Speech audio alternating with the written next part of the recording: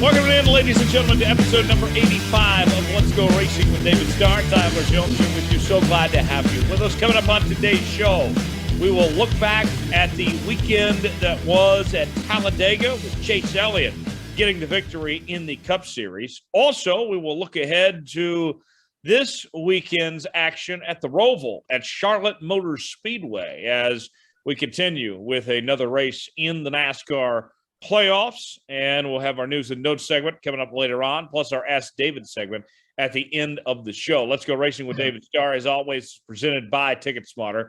TicketSmarter came aboard as the primary sponsor this year, David's '08 Ford Mustang, and we want to tell you a little bit more about what they do. TicketSmarter is a national ticket resale marketplace with tickets to over 125,000 live events, including NASCAR and other forms of motorsports.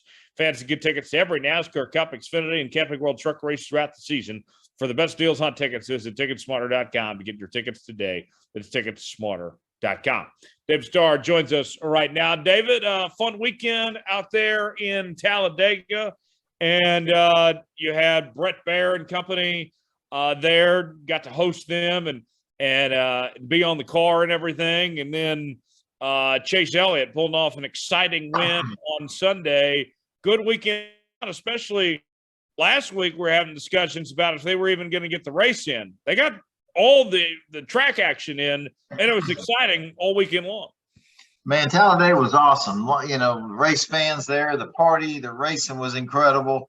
The weather was really nice, and man, what a great time. Had Brett Baer there. That was incredible. Always awesome to spend time with Brett Baer. What a great guy. And man, the fans, the NASCAR fans that were there when they see him, man, they want pictures and autographs. And you know, Brett brought Tom Davidson, and we had the 5 Network on a race car. It was just man, a lot of kids were there. They brought a lot of kids with them, guests, and man, it was just an awesome race weekend. And man, exciting racing for sure. Yeah, no doubt about it. Dominic Aragon of the RacingExperts.com is here as well.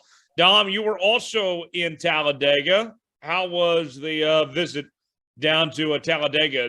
This wasn't your first time there, right? It wasn't my first time at Talladega. However, it had been about 4.5 years since I'd been out there. Went out east for a wedding out in Knoxville, Tennessee. Maddie and Matt Corson tying the knot, really close friends and associates of myself and my fiance and friends of the show, and really happy to be there for their special day on Saturday. And Jonathan Feld of my team, the Racing Experts, were there. So we said, hey, let's go to Talladega. We're in driving distance. We'll put the credentials in. We'll go cover the race. And man, it was awesome to be at Talladega. I'd forgotten how awesome the atmosphere is. And that was my first time going down Talladega Boulevard too on Sunday night. So really cool to see out there and all the people and the fans, and very passionate about that part of the country, about their NASCAR racing, and definitely a lot of fun to be out there. And Tyler, I think you've been before, correct? If not, you got to go. I have not. I am planning to go in the spring. Finally cross off Talladega off of my bucket list. That needs to happen. But I'm glad you guys had a good time, and it sounded like everything went so well on that front. So with that, beginning with Chase Elliott, Ryan Blaney was leading there towards the end of the race, but Chase Elliott gets it done on that final restart and holds off Blaney there to get the win. Chase Elliott, David, it has been an up and down playoffs, mostly down, really, for Chase Elliott to this point. But getting this win at Talladega, they were the favorites going into the playoff. This is the big momentum swing this team really needed here after things just the way that they haven't gone well for this team to start off the playoffs here. Now this is a great opportunity for that team to hit the reset button here. Man, Chase and his team, they did a heck of a job. It was, you know, he won a stage, and man, how he pulled it off. I was watching him closely because I knew he had a fast car, and he was just very patient because the bottom lane, he was stuck, you know, 3rd row inside, 4th row inside, and I'm thinking, man, I was curious what he was going to do, but when the caution came out and they had that restart with about 2 laps to go, man, it was amazing that the lower lane, he was 3rd in line. And I think it was, I don't even know who was leading the low line. But whoever was leading, the second place guy was pushing him, and Chase was right there, and the low line cleared. Chase was the third car in line on the lower lane, but he cleared the outside lane. And when he cleared the outside lane coming off turn 2, he jumped to the outside. And I'm trying to remember if it was Ryan Blaney or somebody's pushing him, but man, it was amazing race, the whole race. But man, I watched Chase really close, and man, he did a phenomenal job. It was cool to see how it played out, and it was an exciting ending to the race. And really, it was kind of interesting because they didn't really have a big one. You know what I mean? There was some.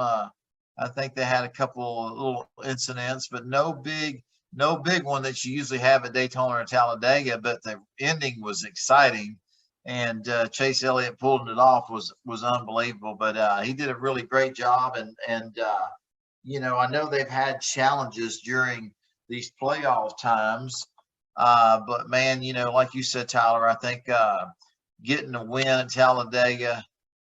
Putting them in the next round was a big momentum boost for them, and it'd be interesting to see how they do at the Roval this week. We know that Chase Elliott is a powerhouse driver, and his team is on these road courses. So be interesting to see.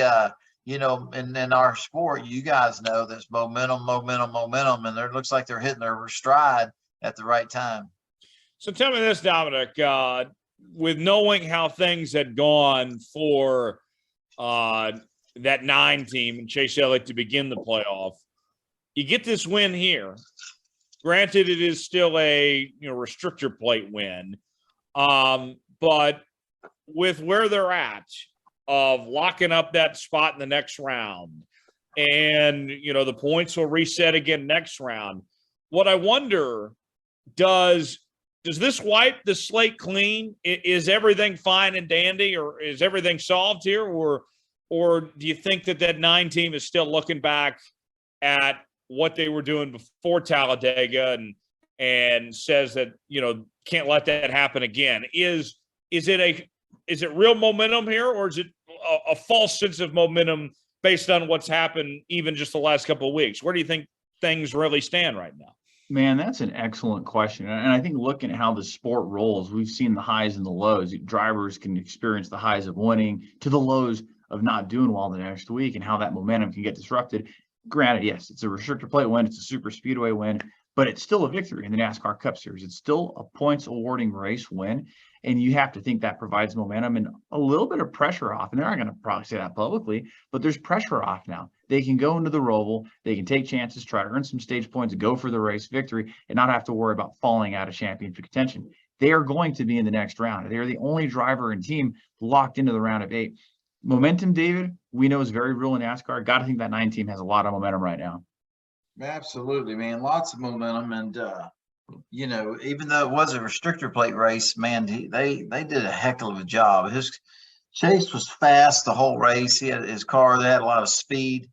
And it was just cool to see. We know he needed to win or needed to have a great race. And, man, when they dropped the green flag, he was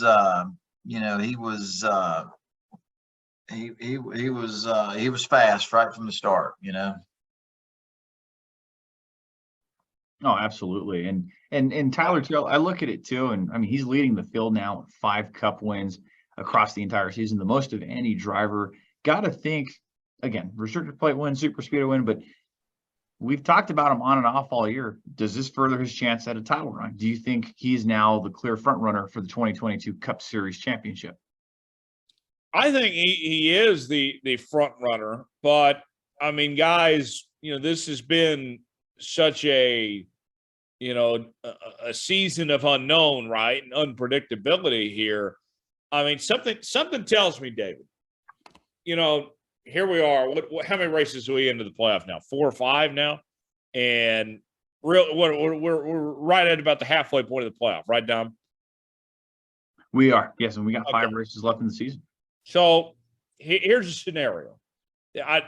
David, this would not shock me one bit at all. Let's say Chase Elliott, after this win, and then within between the next 4 races before the final race, I very well could see Chase Elliott winning 2 of the next 4.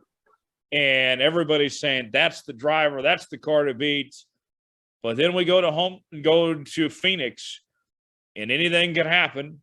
Whether it's one of these other playoff teams stepping up and having their day, or if something's not right for Chase Elliott that day. I mean, there's no scenario, David, where everything goes perfect for this 9 team and it's just over here. I mean, this still comes down to the very, very end. We can talk about momentum all you want, but it doesn't mean a damn thing if you don't have it put all together for that Phoenix race. That's what makes the way that NASCAR's, our playoff system in our sport, and on the Cup side, it's amazing, man. You can be the dominant car, the whole entire playoff, season, and come down to the last race. I mean, it only takes that one race where you have an off race, and you're not the champion. You know what I mean? So right. It's kind of interesting. I mean, you can have somebody sneak in there and barely make it, and man, then they dominate the Phoenix race. All they got to do is beat the other 3s. I don't even know if they got to win the race. They just got to beat the other 3 that are going for the championship at the time. But anything's possible, especially with the year we've had, 2022. Anything's possible, and it's been exciting. It's going to be exciting this weekend at the ROVAL. Talladega was exciting, and so anything's possible. But man, there's no guarantees for anybody. Even we can talk about favorites this and favorites that, but man, all you got to have is an off day at Phoenix, and that being the favorite will go away real quick. You know what I mean? So it's interesting, but man, there's some tough competition, and it's going to be interesting to see who makes the cut after the ROVAL, and then who are the final 4 there at Phoenix. Yeah. So with that, heading into this weekend, here is the playoff picture. As Dominic mentioned, Chase Elliott's the only driver locked in. Ryan Blaney, Ross Chastain, Denny Hamlin, Joey Logano, Kyle Larson, Daniel Suarez, Chase Briscoe, your top 8. And then your next 4 drivers, Austin Cindric, William Byron, Christopher Bell, and Alex Bowman. Alex Bowman out this race after the concussion he suffered a couple weeks ago, did not run this past weekend at Talladega, so his championship hopes are over. We're wishing the best for Alex Bowman for sure. So with that, you have 10 drivers and 8 spots up for grabs. Win and you're in here at the Charlotte ROVAL. This is setting up to be quite the exciting affair here on Sunday now. Big time. And we've seen a lot of calamity in this race. Heck, the first rendition of this race in 2018 at the Charlotte Road Course ROVAL. Ryan Blaney taking the win, running 3rd on the last lap because Jimmy Johnson and Martin Truex take each other out, come into the line. Chase Elliott hitting the barrier in the 2020 race and coming back to win on his championship run in 2020. So much can happen. And we saw last year Kevin Harvick wrecking in the barriers and not advancing on. Seeing Chase Elliott in that rearview mirror. We have seen so many cool things, so many cool scenarios play out at the ROVAL, and I imagine we're going to see the same on Sunday. There'll be the 5th installment of this race in the playoffs. It's a cutoff race. It's a road course race. We're going to have, I think, on our hands a really good race weekend on Sunday. Yeah, we'll preview the ROVAL in particular here in just a second. But of these playoff drivers, the ROVAL is an interesting factor in all this because you look at Daniel Suarez, for example. Suarez doesn't contend week in and week out for wins, but he's a threat at road courses. All of a sudden, he has a chance to lock his way in there. Chase Briscoe, Austin Cindric, those are guys that are good road course racers that maybe can't win every week. But, I mean, and you could even say Christopher Bell in that discussion too. I mean, all of those guys are capable of getting road course wins here. Ross Chastain and, Ryan Blaney, those guys are good road course racers. Kyle Larson, obviously. I mean, David, what an interesting circumstance as far as a last chance, last ditch effort to advance to the next round. some of these guys here, they get thrown a bone here of some sorts by getting this good timing to have this road course race here. It plays to some of these guys' strengths. Man, the timing is great, but the intensity is going to pick up. We thought the intensity was pretty high there at Talladega. Man, for the guys that need a win and that need to have a good finish, man, it's going to be exciting, and like I said, there's a lot of guys that are capable of winning this road course this weekend at Charlotte. So, a lot of guys that need to win that are good road racers. So it's just going to be interesting like it is every week, and I'm excited to see, Denny Hamlin, I think he's safe, but he's I don't know how many more years he's got. I think this is probably one of the best, for him. He's been so close so many times, and here we are again. He has an opportunity to try to win a championship, and it's just kind of interesting. There's a lot of storylines and chasing this championship for a lot of these drivers, but it's going to be interesting how it all plays out. That's for sure. I think the intensity is going to be really high, and I think we're going to see a lot of tempers flaring. You know what I mean? Dominic, of that group that's fighting for those last couple spots, that bottom tier, Suarez, Briscoe, Cindric, Byron, Bell, all 5 of those guys, are capable of winning on Sunday. Who is the biggest threat? Who would you put of that group the most likely to get the win in your end to the next round, get things done, come up with that clutch win here? Can I pick 2 guys or does it have to be one? You can pick 2. Man, I don't know if you guys agree with these, but I think Austin Cindric would certainly be a threat. In that part-time season last year, he won the pole at COTA. He's run exceptionally well at all the road course races. And when he was handpicking that schedule last year, running road courses, did well. And he's done the same this year. But I look at Christopher Bell, too. He got that first win at the Daytona road course last year. He runs exceptionally well at road courses. And they've had speed at all the different kinds of racetracks this season. Tyler, you brought up a great name, too, with Daniel Suarez getting that first win at Sonoma and running well, and he could punch that round of 8 ticket. But if I had to pick one name, guys, David, I got to go Christopher Bell. Absolutely. It's golly, he's very well capable, championship caliber organization, championship caliber team. Absolutely. I guess if we had to pick a favorite from those 4, I think it would be Christopher Bell, no doubt about it. He can get the job done. I think he's a great road racer. So it's going to be interesting, you know what I mean? But if I was a betting man, I'd bet on his side, you know what I mean? So, yeah. Yeah, I think that's all very good points from you guys there. So with that, real quick, we'll bring this up and then we'll move on kind of, with this weekend. The unfortunate news with Alex Bowman of this concussion that's keeping him out another week. Alex Bowman's had a solid year, won at Vegas early on, and now here he is for the second straight week missing a race, and the second playoff driver affected by a concussion with Kurt Busch, of course. We haven't seen him back in, over a month now since he's been in a race car. David, this next-gen car certainly raising some issues. A lot of talk around the garage this week. First and foremost, we wish Alex the best and hope to see him back on track here soon, but certainly opens up a whole nother discussion about the safety of this race car. Have we taken a step backwards from what we were at with the old car? I mean, we weren't having these discussions about playoff drivers missing races because of concussions here. Is this car dealing with safety issues right now? What say you, David? Well, I don't, I've been listening to the drivers. I've been listening to Kevin Harvick, Denny Hamlin, Chase Elliott, especially Chase Elliott, I heard him speak at Talladega, and man, he was pretty adamant and pretty passionate about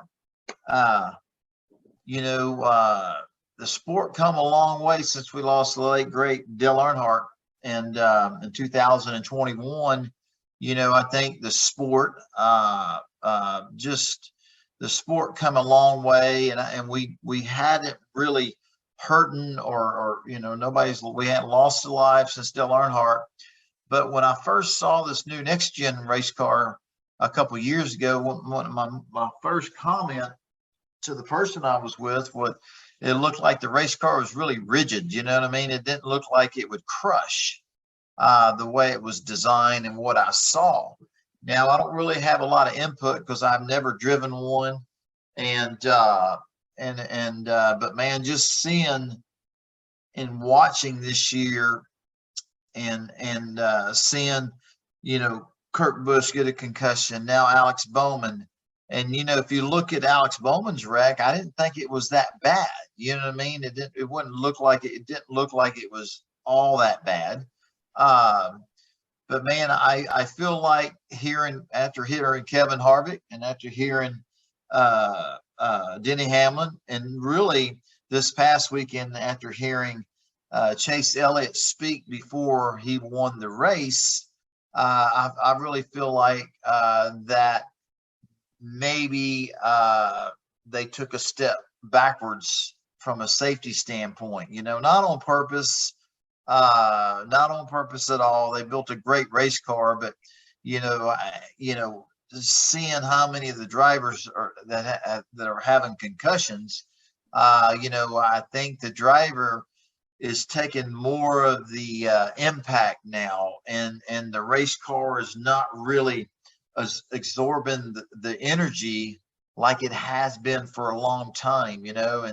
And look, like I said, I'm not very educated and know a lot about the new race car, but just seeing what I'm seeing, hearing the drivers, the three drivers I just spoke about, listening to them, and seeing the wrecks, it looks like the driver is absorbing more of the impact these days than normal. You know what I mean? And so I feel like I feel that NASCAR will address this, and they'll fix it, and they'll get to the bottom of it. But you know, is there a problem? I can't tell you for sure. I don't know enough about it to say yes, there's definitely a problem. But what we do know is we have two drivers who are awesome race car drivers and who have had their share of crashes over the years.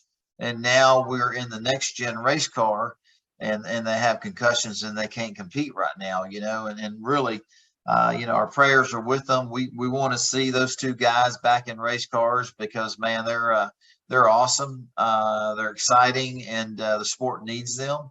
And I just hope whatever their concussion symptoms are, that their doctors or that it's curable soon. You know what I mean? So just knowing everything and us talking about it, my personal opinion is there's got to be something going on. You know what I mean? And whatever that something is, I'm sure that NASCAR, our sport, and everybody involved, they'll correct it. Well, so with that, Dom, one thing I would point to is that we heard from Justin Marks at Trackhouse say this week that he feels like there needs to be almost like a next gen 2.0 car, that you almost take the good from this car and kind of redo it of sorts. And we've seen NASCAR track record when it comes to safety the last several years, as David mentioned, has been really good. But where things are at with this, I mean, it's disappointing. It's a problem, but not trying to do any PR for NASCAR or anything like that, but just based on giving them the benefit of the doubt, I think that they'll figure this out. I think that we can have our cake and eat it too, that you can have a badass race car and still be safe too, that they can find that happy medium. I think so too. And Rick Hendrick was vocal about this in the media center on Sunday after the race. He got pulled in.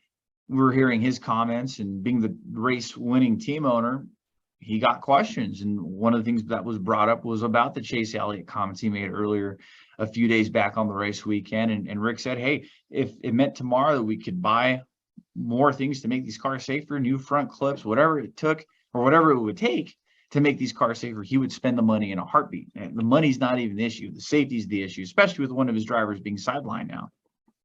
Yeah, that's a great point. So with that, we will move on and get to our news and notes segment in just one moment. Before we get to that, though, today's show is presented by TicketSmarter. TicketSmarter is the official ticket resale marketplace of Worldwide Technology Raceway, where David won in 2004. Fans can also get tickets to any type of event, including sports, concerts, and theater productions. TicketSmarter is committing to helping those in need by donating $1 from every transaction to various charity organizations. Head over to TicketSmarter.com to find tickets for upcoming events. That's TicketSmarter.com. Dominic, what do we have happening in the NASCAR world right now? There's a lot to get to. We're going to get to first some of the news that broke earlier on Tuesday, October 4th, also known as 10-4 Day.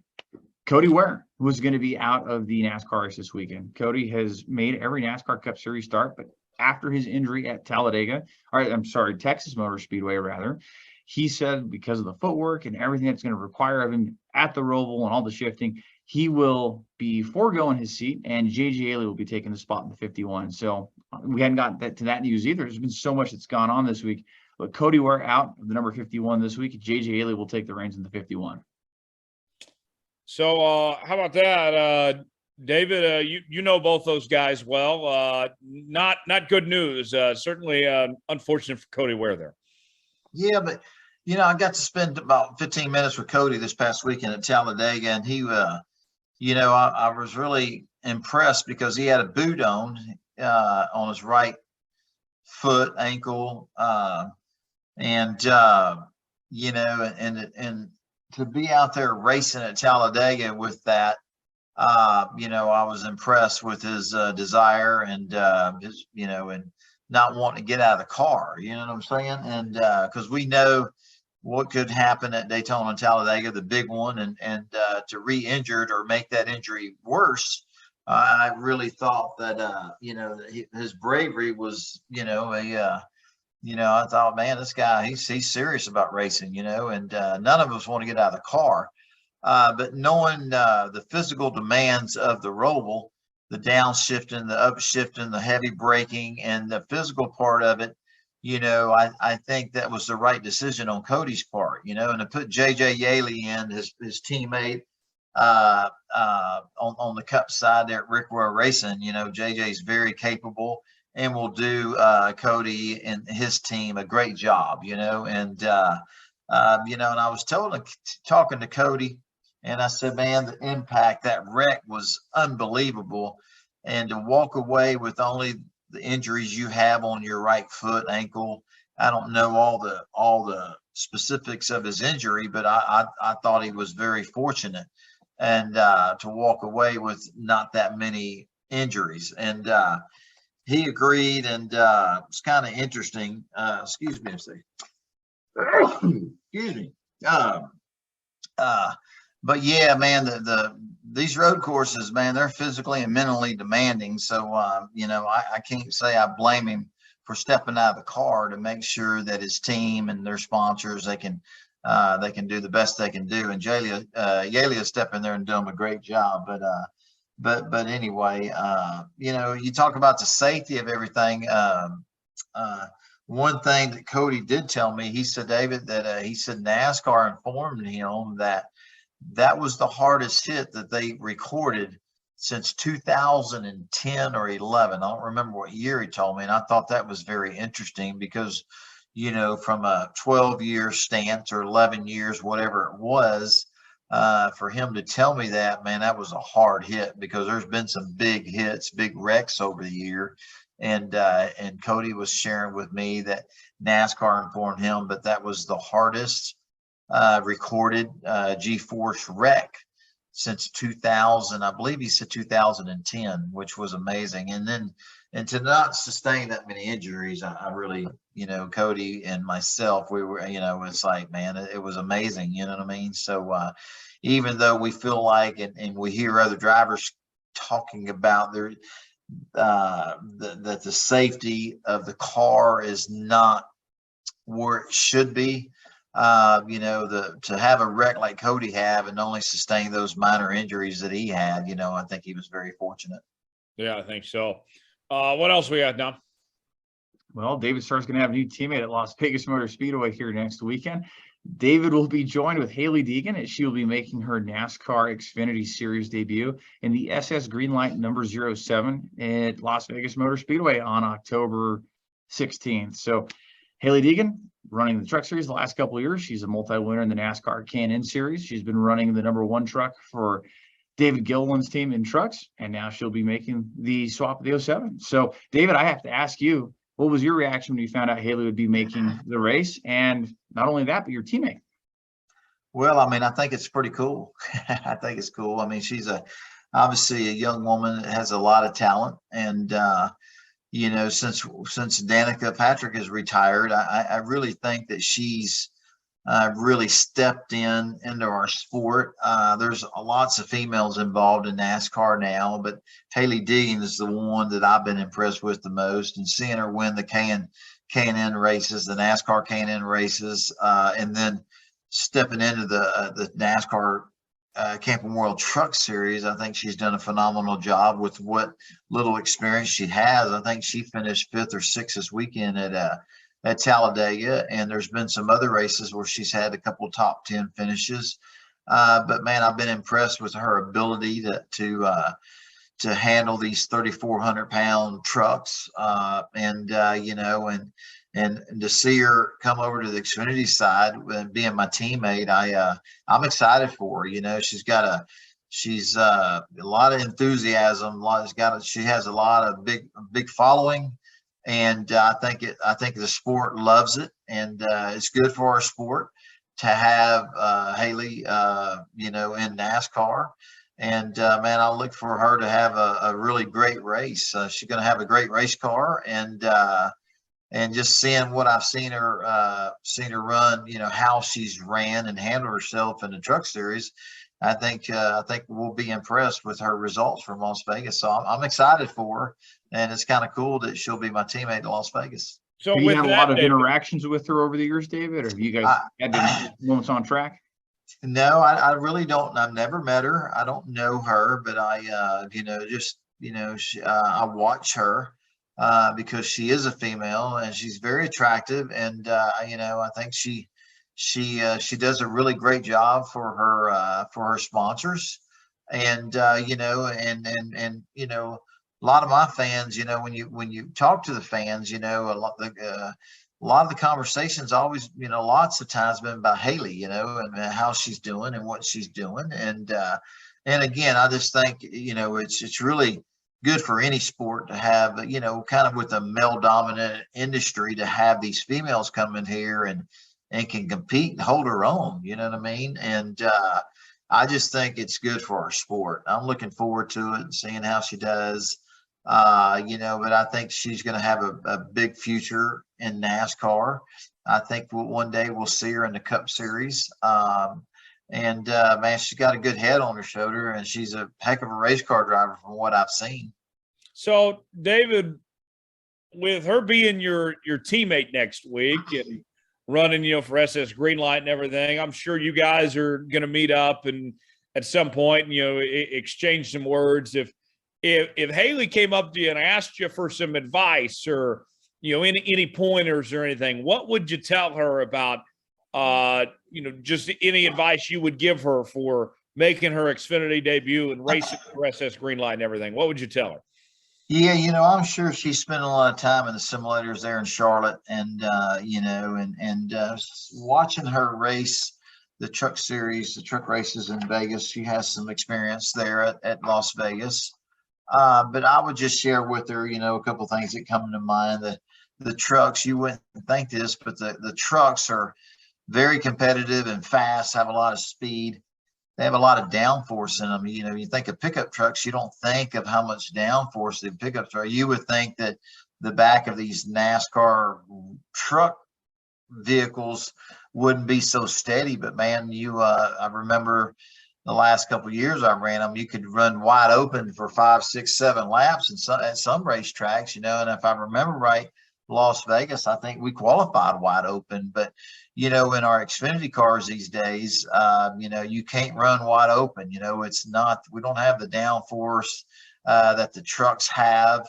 And I would just tell her, just go out there. She knows what she's doing. She's good at what she does, but just to kind of, baby steps into it, don't go off in the corner like you would your truck wide open, back the corner up and kind of fill it out where that fine line is to overdrive in the corner and how deep you can go in the corner, and I would also share with her to run all the laps if you can, run the whole complete race. It's her first time.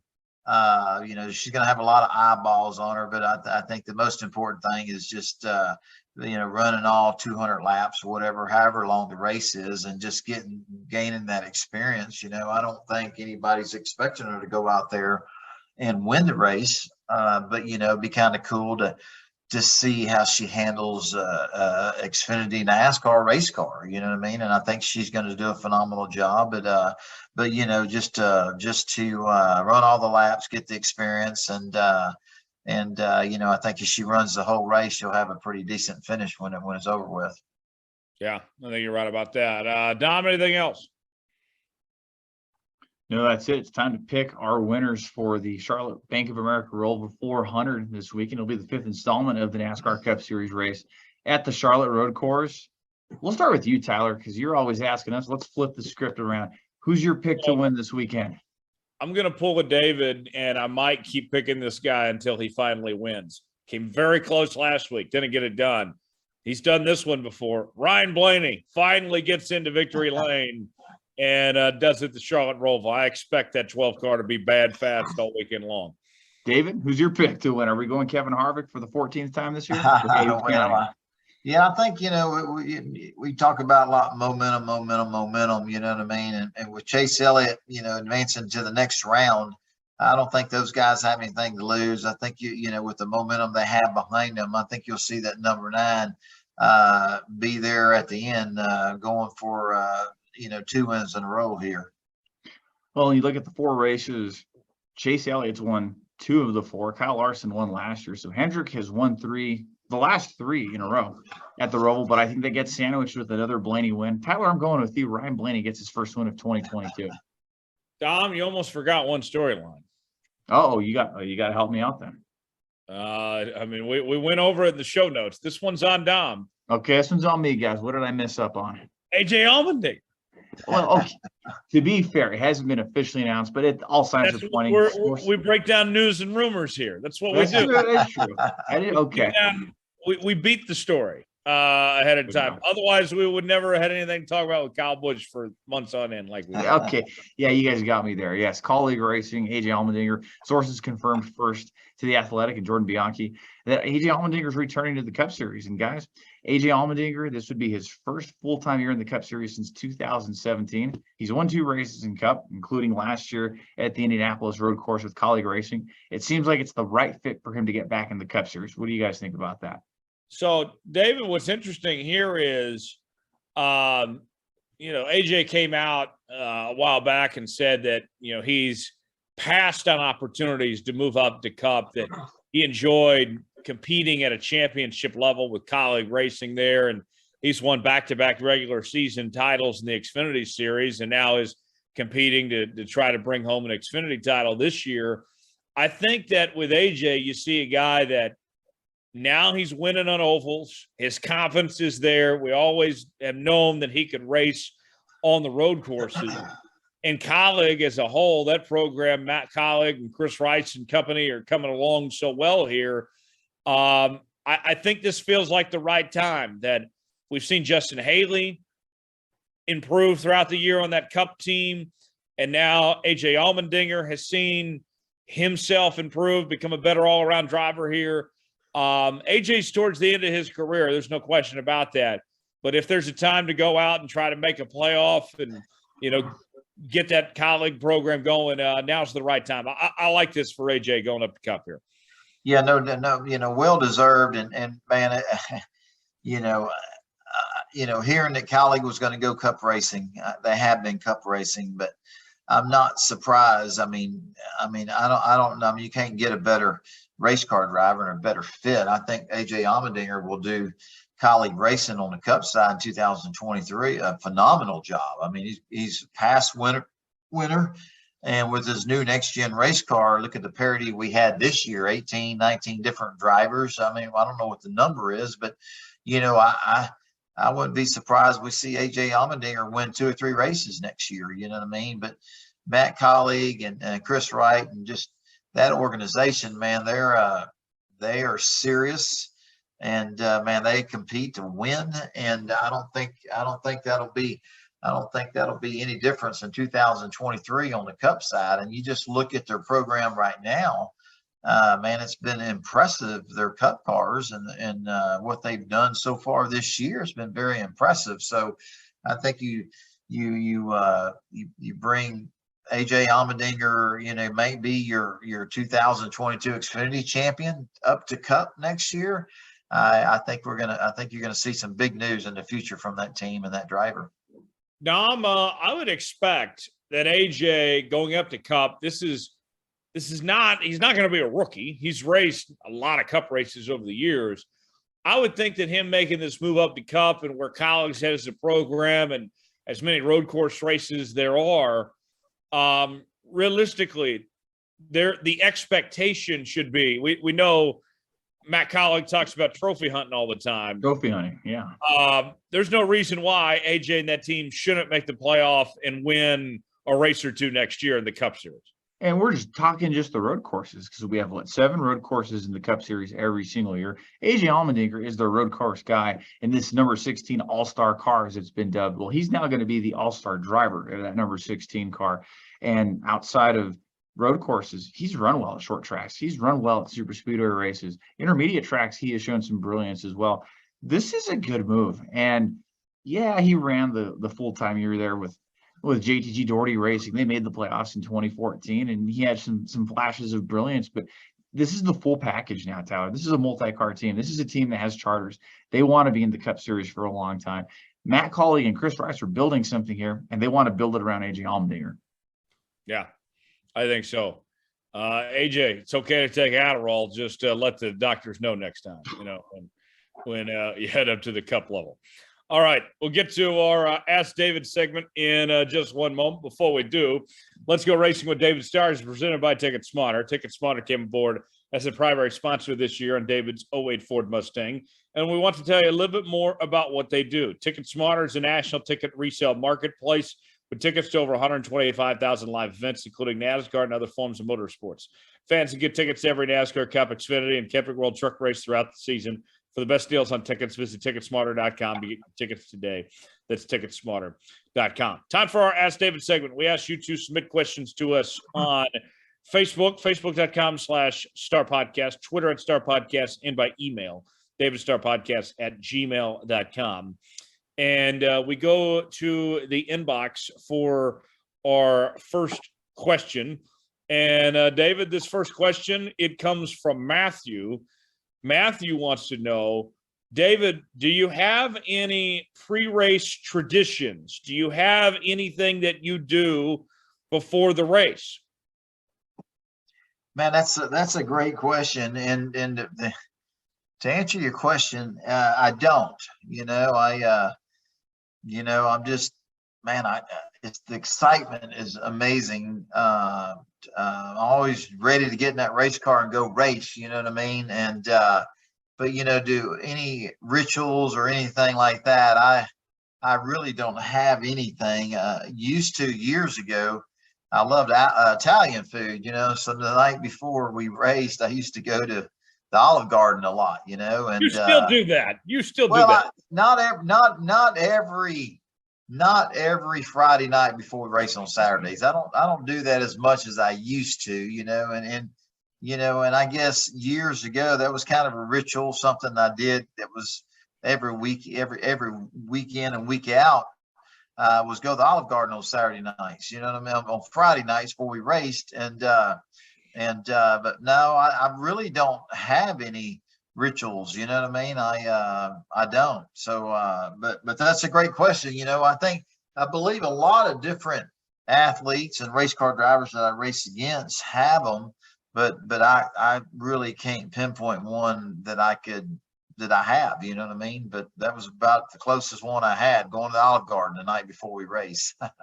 Well, Dominic, David might mention it, but some of the things I think of, you know, we've been down there with the '08 racing team, and when David's driven for Carl Long in the past, and you know what I think of, you know, when we're down there, you know, I see, you know, the MRO guys come over and they pray with David and the family, or you know, my favorite part, David, is after the national anthem, when everybody does the high five thing, goes around, you know, and you know, in the line that crosses over, you know, and no one gets left out, and you know, the pictures with the car pre-race. I mean, David's selling it short here, Dominic. There's a whole lot that goes on pre-race beforehand. I think so too. And those pre-race festivities there on pit road, taking photos with all the fans, the partners, the sponsors, his family, making time for everybody. I gotta agree with you on that, Tyler. The high fives with everybody, and he didn't care if he's part of your team or not. He's high fiving everybody in his general vicinity. It's pretty cool. And you tend to see the network cameras catching that. I remember a few years back, David Swope of ESPN Radio and we were standing on the grid next to him, I think at Vegas or something like that. And we were the only ones there besides his pit crew guys. And he's high-fiving David and I remember my hand hurting a little bit after. Like, that's awesome. I want to do more of that. That's pretty cool. That's a guy you want to be around on the grid pre-race. Yeah, you know, you try to, man, you know, if somebody's there as a guest, a sponsor, a customer of a sponsor, your sponsors, that engagement, you know, the enthusiasm I have, you know, hey guys, even on a bad day is a great day when you're at the racetrack, you know what I mean? And man, to be able to do what we do and to share that passion with others and others meaning our partners, our sponsors, man, I engage everybody. It's kind of fun after the national anthem is over with, just to high five everybody. And then it's time to go work, you know what I mean? But man, it's just, hey, we're just super blessed. It's cool, and I love every minute of it, you know what I mean? But yeah. Oh yeah. That's awesome. Another question comes in from Rocco. Rocco wants to know, how do you keep fire suits clean? Do they go in the washer, and are they pretty stinky after a while, David?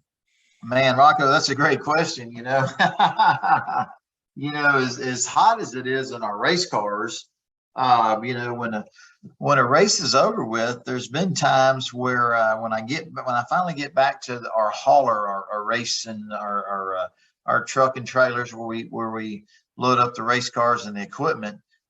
In the front of our trailer is a lounge, a driver's crew chief, engineer lounge. The sofa in there is leather, and there's been times where I sit on it. I'm sitting on it, and I stand up. I've left a puddle of of my sweat. You know what I mean? So thank God that the racing teams, I'll leave my uniform in a laundry bag after the race is over with, and the next week, man, I open up my locker and it's all smells good, it's fresh and ready to roll.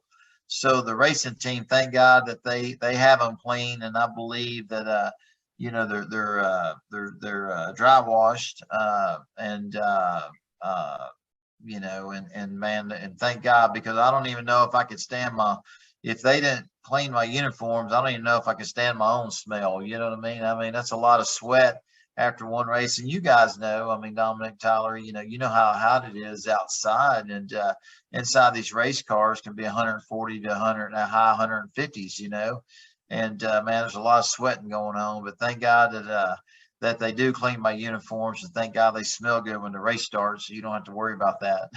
Well, have you ever had a situation, David, where you had a fire suit that was like the wrong size, or maybe it wasn't there and you were scrambling trying to find a fire suit or something? I mean, how many fire suits do you usually have available there? Like, if something were to happen, if maybe you had too much cake the night before or something like that. Too much Olive Garden. Yeah, no, I've never really, you know, I've always had sometimes, you have about 10, 11, 12 uniforms per season, depending on how many different partners you have. But you always have plenty of uniforms there for you. Only time that you really scramble is when somebody, you get a phone call on Sunday morning that somebody wants you to stand by to maybe drive their cup car, and all your helmets and all your equipment is on your Xfinity hauler. There's been times over the years that, being a truck racer, and then somebody wanted me to stand by or jump in their Busch car, Xfinity car, that I'd have to, borrow a helmet, gloves, and, use other people's stuff. Now, I got some funny stories about that kind of stuff, but today, it's just, they give you a little bit more of a heads up. And if that happens now, you'll have all your gear with you. But man, thank God the racing teams, they wash our racing uniforms for us. No doubt about it. Yeah. Dry clean. They dry clean. Yeah. Cause I was going to ask you too, Go Dave, ahead. like if you were to throw it in the washer, like pour Downy or whatever kind of detergent on, I would imagine that would interact with the Nomex and probably deteriorate some of that. Absolutely. The racing team, they're, thank God, because they go back to Charlotte and I think they got a laundry service that comes and gets everybody's uniforms to make sure they're fresh and clean for the following race weekend. And, mine are dry clean and always really hung nice. And, I don't think, I don't think washing them in a washing machine over time is really good for them. You know what I'm saying? But man, that's a great question. And man, we never really talked about that kind of stuff. But thank God they smell good. They're fresh, because I don't even think I could stand my own stench if they didn't wash them from the previous week. Man, that'd be pretty bad. So you left us on a cliffhanger there, David. We can't just leave that out there. You said you've had some crazy stories, some moments of you trying to scramble to find a fire suit or gloves or shoes or something. Tell us about some of those moments you've had.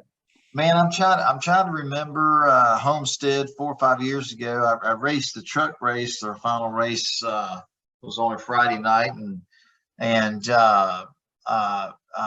trying to remember whose car it was, but somebody got sick, and I just needed to jump in there and qualify the car and then race it. And man, I didn't have access to my helmets or uniforms. And man, at the last minute, man, I was borrowing shoes from this driver, a uniform from this driver, and somebody had an extra helmet, and and somebody had an extra Hans device, and man, it was a circus, you know what I mean? And so it all worked out. But man, trying to to borrow equipment or personal racing equipment from other drivers, it's just not something that happens, you know what I mean? And I don't really have 2 Hans devices. I only have 1. I was lucky that another driver had 2 of them on his trailer with him, and I was able to borrow 1 of them. Somebody had an extra helmet. And but man, I remember thinking, man, this car's not even going to qualify in the race, because I don't even know if I can get a helmet or a Hans device. At the last minute, it all came together. And I probably couldn't share this, but I don't remember ever really hooking up my Hans device to the helmet. I tried, but we had to work on it after qualifying to go make it all fit and work.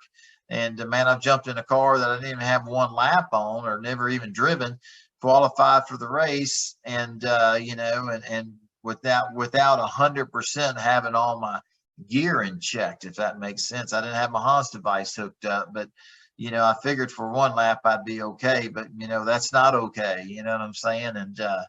And man, I looked like I'm trying to remember the uniform, who I bought it from, who I borrowed it from. It definitely didn't fit. The helmet didn't fit. The gloves I borrowed, and I even borrowed somebody's earplugs, so I could hear, talk to my spotter and my crew chief. It was, it was a little bit of a challenge and a nightmare, to say the least. But hey, I got the race. We made the race. We had a pretty good race, and man, I had a variety of different drivers' gear on that day. That's funny. Dom, you own a fire suit. I mean, you've gotten in a race car before. We need to get you out at a cup race that you're covering or something in your fire suit and just see who stops you. Just see how far you can go with that. I think that'd be pretty fun to try as a little social experiment. I remember hearing about a friend a few years ago. He was at the Daytona International. Like we could get the Cup Series logo patched on it. Big time. That would be easy. That would be the easy part. I had a friend that was at Daytona a few years ago, and he was in the driver's meeting. I guess he was friends with one of the guys. I can't remember who, but he walked out because he was wearing a pit crew shirt, and fans came up to him asking for autographs and signing. Maybe I can do that. We'll see. The fire suit would definitely tell that. Hey, you guys don't need any more autographs of what you're already given. So, Oh, David's got the zingers tonight, Tyler. Oh, what's that? I said, David's got the zingers tonight. I like it. Yeah. Guys, it's been a fun show. As always, you can find us on social media, facebook.com/Star Podcast, Twitter at Star Podcast, email davidstarpodcast@gmail.com. And before we go, real quick around the room, Dominic, what's going on with you this week? So I'm not going to the NASCAR race this week, and I'll be at home in Santa Fe, New Mexico, but I'm looking forward to just enjoying a weekend with my fiance and getting things ready as we start welcoming the wedding and our baby on the way. So it's going to be a lot of fun. We'll have Kyle Stevens out at the racetrack for us. Great photojournalist will help tell the stories of what's going on. Very good. David, how about you? You're not racing this weekend in Charlotte. What do you got going on? Man, I just, we have the smoke show at the Texas Motor Speedway next Wednesday, charity event that Tony Stewart's been doing for about 25 years here at the Texas Motor Speedway. So I'm just getting all our race cars ready for that. I won't be racing at the ROVAL at Charlotte Motor Speedway this weekend. We'll have Andy Lowley in the car again. He's done a phenomenal job in our 08 Ford Mustang this year, and I'm excited to see how he does and see if we can get us some better finishes than what we've had at previous road courses. But Andy's a great guy, a great friend of mine, and I really appreciate him, what he's doing for not only our team, for everybody, and hopefully we'll see that 08 Ford Mustang have a great finish this weekend at the ROVAL. And I'm gonna spend a little time with my kids and my wife, and then be working a lot. So it'll be a fun weekend. Awesome. That's great. What about you, Tyler? What's going on? I'm Jones Report. Jones Report's going strong. Partner show of this show, but Jones Report will be out. We'll have a new episode out on a Thursday. But I'm going to the OU Texas game this weekend. Gonna go hang out at the Texas State Fair and take in all the festivities and everything with that, and covering the NFL on Sunday as well. So a big couple days ahead. My first time going to OU Texas at the Cotton Bowl. So that'll be an experience. David, I got to go get me a corny dog, right? Absolutely. Fletcher's, man. I mean, we somehow or another, me and my wife and our kids, we usually end up at the at the state fair on the OU Texas game every week, and my wife was just asking me, hey, can we go to the state fair on Saturday? We might end up at the state fair. But man, Tyler, how's the fall of the Jones going, man? You what's been happening, dude? There's no fall of Jones. Fall of Jones. I like that, David. I reject that notion. There is no fall. What do you mean? Well, your world tour got canceled, and now I'm just curious what's going on, man. Hey, I had a good time in Waco last week.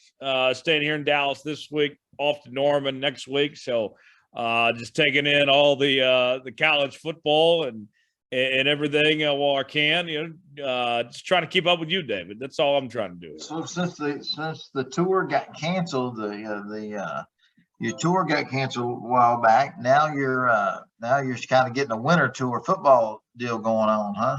I know, and I got to interrupt it to go to Dominic's damn wedding in a couple weeks. I know. See how you are, Tyler? I know. Jeez, I mean, who schedules a wedding on a Saturday in the fall? I mean, that's rule number one. We were thinking of you during the fall of Jones, Tyler. Yeah, that's the first step in a failed marriage right there.